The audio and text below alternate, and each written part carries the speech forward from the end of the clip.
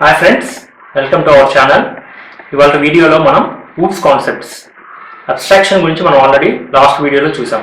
ఇప్పుడు ఎన్క్యాప్సులేషన్ అంటే ఏంటి, ఇన్హెరిటెన్స్ అంటే ఏంటి, పాలిమార్ఫిజం అంటే ఏంటి తెలుసుకుందాం. బేసికల్లీ ఎన్క్యాప్సులేషన్ అంటే మనకి అబ్స్ట్రాక్షన్ని, డేటా హైడింగ్ని రెండింటిని కలిపి ఇంప్లిమెంట్ చేస్తే దాన్ని మనం ఎన్క్యాప్సులేషన్ అంటాం.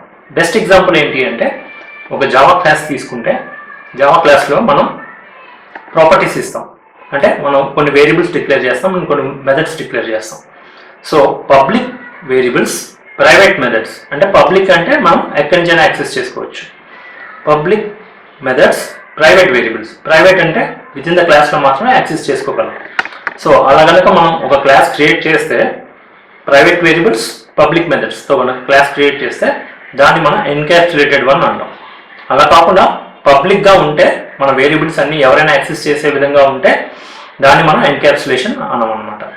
సో ఎన్క్యాప్సులేషన్ అంటే ఏంటి అని ఎవరైనా అడిగితే you have to say data abstraction plus hiding equal to encapsulation. What is the best example for encapsulation? Java bean. Java bean అంటే ఏంటి అంటే ఒక జావా క్లాస్లో private variables, setter getter methods ఉంటే దాన్ని జావా బీన్ అంటాం. సెట్టర్ గెట్టర్ మెథడ్ దేనికి అంటే, సో సెట్టర్ మెథడ్ ద్వారా మనం వాల్యూస్ని సెట్ చేస్తాం, గెట్టర్ మెథడ్ ద్వారా వాల్యూస్ని గెట్ చేస్తాం. అలా ఆ విధంగా రాసే క్లాస్ని మనం జావా బీన్ అంటాం. Java bean follows encapsulation. Encapsulation చేయడం వల్ల మనకు వచ్చే అడ్వాంటేజ్ ఏంటి అంటే, సో ఫస్ట్ మనం డిక్లేర్ చేసే వేరియబుల్స్ ప్రైవేట్ అవడం వల్ల వాటిని యాక్సెస్ చేసుకోలేరు. సో మన వేరియబుల్స్ని యాక్సెస్ చేయాలంటే మన మెథడ్స్ ద్వారానే యాక్సెస్ చేయగలరు, కానీ డైరెక్ట్గా వాల్యూని చేంజ్ చేయలేరు. అందువల్ల సెక్యూర్డ్గా ఉంటుంది and maintainability will be easy. So రేపు మనం ఏదైనా చేంజెస్ చేసినా it won't effect immediately directly. Okay, డైరెక్ట్గా ఎఫెక్ట్ అనేది ఉండదు. So it will be in our control కదా. సో ఈ విధంగా రాసే క్లాస్ని ఎన్క్యాప్సులేటెడ్ క్లాస్ అంటాం అనమాట. సో ఎన్క్యాప్సులేషన్ చేయడం వల్ల మనకి సెక్యూరిటీ, మెయింటైనబిలిటీ వస్తుంది. Okay, next one inheritance. బేసిక్గా ఇన్హెరిటెన్స్ కాన్సెప్ట్ ఏంటి అంటే పేరెంట్ చైల్డ్ కాన్సెప్ట్ అనమాట. ఒక క్లాస్లో ఉన్న ప్రాపర్టీస్ని ఇంకో క్లాస్ ఎక్వైర్ చేసుకుంటుంది. ఎలా ఎక్వైర్ చేసుకుంటుంది అంటే ఎక్స్టెండ్స్ అనే కీవర్డ్ యూస్ చేసి ఈ క్లాస్ ఆ క్లాస్ని ఎక్స్టెండ్ చేయడం వల్ల ఆ ప్రాపర్టీస్ అన్ని ఇక్కడ మనకి ఎక్వైర్ అవుతాయి. ఎక్వైర్ అయితే మీనింగ్ ఏంటి? ఎక్వైర్ అంటే ఏంటి? బేసికల్గా ఈ క్లాస్ ఆబ్జెక్ట్ క్రియేట్ చేసినా కూడా ఆ క్లాస్లో ఉన్న వేరియబుల్స్ని మనం యాక్సెస్ చేసుకోవచ్చు అదనమాట. అంటే పేరెంట్ నుంచి చైల్డ్కి ప్రాపర్టీస్ వస్తాయి అన్నమాట. సో ఈ కాన్సెప్ట్ని మనం ఇన్హెరిటెన్స్ అంటాం. అంటే we are inheriting values from our parent class. So ఒక క్లాస్ రాశారు A, so class B extends A అంటే క్లాస్ బికి వాల్యూస్ ఏ నుంచి వస్తాయి. బిలో ఏ వేరియబుల్స్ లేకపోయినా ఏలో ఉన్న వేరియబుల్స్ అన్నిటిని బి క్లాస్కి ఆబ్జెక్ట్ క్రియేట్ చేసి మనం యాక్సెస్ చేసుకోవచ్చు. అది ఇన్హెరిటెన్స్ కాన్సెప్ట్. అడ్వాంటేజ్ ఏంటి? ఇన్హెరిటెన్స్ వల్ల అడ్వాంటేజ్ ఏంటి అంటే రీయూజబిలిటీ. మనం ఒక మెథడ్ రాస్తే దాన్ని మనం సబ్ క్లాస్లో కూడా యూజ్ చేసుకోవచ్చు, మళ్ళీ రాయాల్సిన అవసరం లేదు. అంటే we can reuse the functionality.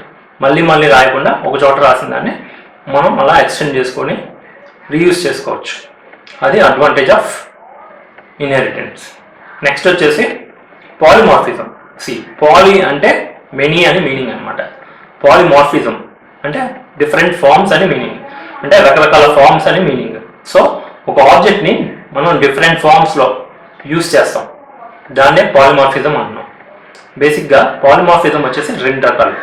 ఒకటి డైనమిక్, ఇంకోటి స్టాటిక్. డైనమిక్ పాలిమార్ఫిజం అంటే మన ప్రోగ్రామ్ ఎగ్జిక్యూషన్ టైంలో తెలుస్తుంది, ఎగ్జిక్యూట్ అవుతుంది, అది ప్రాసెస్ అవుతుంది. అదే స్టాటిక్ పాలిమార్ఫిజం అంటే రన్ టైంలో కాదు, మన ప్రోగ్రామ్ రాసినప్పుడే కంపైల్ టైంలోనే తెలుస్తుంది. ఇప్పుడు మనకి డైనమిక్ పాలిమార్ఫిజం అంటే ఎగ్జాంపుల్ ఏంటి అంటే method over riding. Method over riding అంటే ఏంటి అనేది మనం నెక్స్ట్ క్లాస్లో చూద్దాం. ప్రస్తుతానికి మెథడ్ ఓవర్ రైడింగ్ అనేది ఒక ఎగ్జాంపుల్ కింద గుర్తుపెట్టుకోండి. Next method overloading. Method overloading is example for దేనికి ఎగ్జాంపుల్ అంటే మెథడ్ ఓవర్లోడింగ్ అనేది స్టాటిక్ పాలిమార్ఫిజంకి ఎగ్జాంపుల్ అనమాట. So static polymorphism, dynamic polymorphism, ఈ రెండింటికి మధ్య డిఫరెన్స్ మీకు తెలియాలి అంటే మీకు మెథడ్ ఓవర్ రైడింగ్ తెలియాలి. ఆ రెండింటికి డిఫరెన్సెస్ మీకు తెలిస్తే ఇది ఆటోమేటిక్గా మీకు అర్థమవుతుంది. సో ఒక ఆబ్జెక్ట్ని మనం డిఫరెంట్ ఫార్మ్స్లో యూజ్ చేయడాన్ని పాలిమార్ఫిజం అంటున్నాం. ఓకేనా? ఈ 3 కాన్సెప్ట్స్ మనకి జావా ఊప్స్ కాన్సెప్ట్స్కి బేస్ అన్నమాట. వీటి మీద మనం మొత్తం ప్రోగ్రామ్ బిల్డ్ అయి ఉంటుంది. అండ్ క్లాసెస్ ఆబ్జెక్ట్స్ మనం ఆల్రెడీ తెలుసు. ఒక క్లాస్ క్రియేట్ చేస్తే మనం దానికి ఆబ్జెక్ట్స్ మల్టిపుల్ క్రియేట్ చేసుకోవచ్చు. ఓకేనా? సో ఇప్పుడు ఓవరాల్గా ఒక ఐడియా వచ్చిందని నేను అనుకుంటున్నాను. సో ఇప్పుడు మనకి మెయిన్గా abstraction, data hiding, encapsulation, polymorphism, inheritance, ఈ కాన్సెప్ట్స్ అన్నీ కూడా మనం త్రూ ప్రోగ్రామ్ చూద్దాం. ఓకేనా? నెక్స్ట్ వీడియోలో ప్రోగ్రామాటికల్గా చూద్దాం. ఈ ఊప్స్ కాన్సెప్ట్లో ఏమైనా క్వశ్చన్స్ ఉంటే కనుక కామెంట్ సెక్షన్లో కామెంట్ చేయండి, నేను మీకు రిప్లై ఇస్తాను ఇమీడియట్గా. అండ్ మీరు ఇంకా ఏమైనా కోర్సెస్ ట్యుటోరియల్స్ కావాలి అంటే నాకు చెప్తే ఖచ్చితంగా నేను చేయడానికి ట్రై చేస్తాను. అండ్ పైథాన్, HTML కూడా నేను చేయడానికి ప్లాన్ చేస్తున్నాను.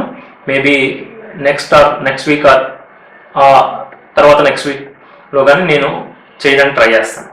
ఓకేనా? మన ఛానల్ని సబ్స్క్రైబ్ చేసుకోండి, బెల్ ఐకాన్ క్లిక్ చేయండి, అండ్ మీ ఫ్రెండ్స్ అందరికీ షేర్ చేయండి. ఇది బేసిక్గా నేను నేర్చుకోవాలి అనుకునే వాళ్ళకి ఇది మంచి అవకాశం. So that please subscribe and share to your friends. Okay then, thanks for watching this video. Will meet in next video with another concept. ఇప్పుడు మనం వీటికి ప్రోగ్రామ్స్ అన్నీ చేసి చూద్దాం నెక్స్ట్ వీడియోలో. ఓకేనా? బాయ్.